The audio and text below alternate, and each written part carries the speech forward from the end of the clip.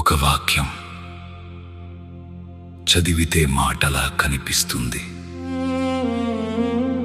కానీ ఒకే అర్థం కాదు. దానిలో దాగి ఉన్నది జీవం. లోతుగా చూస్తే అది దేవుని స్వరం.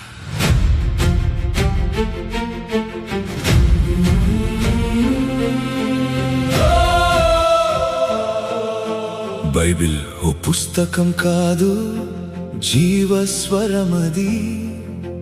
చదివే ప్రతి అక్షరం దేవుని శ్వాసమది. కనిపించేది అక్షరమే, లోపల జీవమే. లోతుల్లో దాగి ఉన్నది పరలోక సత్యమే.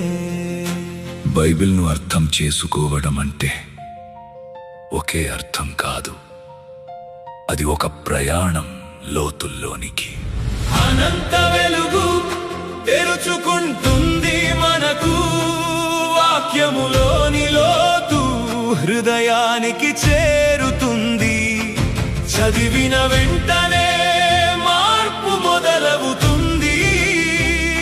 జీవితం అంతటిలో దేవుని చిత్తం తెలుస్తుంది.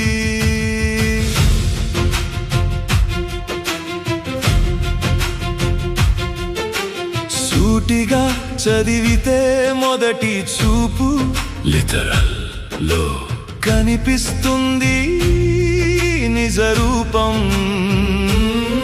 జీవితానికి మార్గం చూపే నీతి మోరల్లో దాగి ఉన్నది.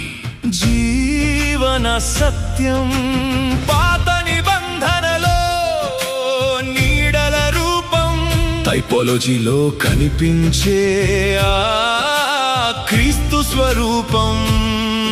ప్రతి గ్రంథంలో, ప్రతి సంఘటనలో ఆయన ప్రతిబింబం కనిపిస్తుంది. రాబోయే దారిలో వినిపించే స్వరం ప్రొఫెటిక్ లో వినిపిస్తుంది కాలగడం. ప్రతి వాక్యంలో కేంద్రం ఆయనే. క్రైస్తలోనే సత్యం సంపూర్ణమవుతుంది. అనంత వెలుగు ప్రవహిస్తుంది మనలో. వాక్య సత్యం వెలిగిస్తుంది హృదయంలో.